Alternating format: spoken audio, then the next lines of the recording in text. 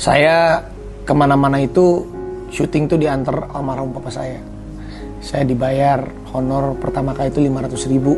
500 ribu itu syuting. Dari Bandung ke Bogor itu naik bis. Udah 40 ribu. Udah menginap di hotel 40 ribu juga, 50 ribu juga. Mungkin nggak cukup lah.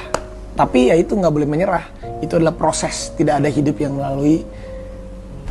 tidak melewati proses. Sampai papa saya bilang, jangan kita bekerja itu karena uang. Jangan, tapi biarlah uang yang akan datang kepada kita karena kita bekerja.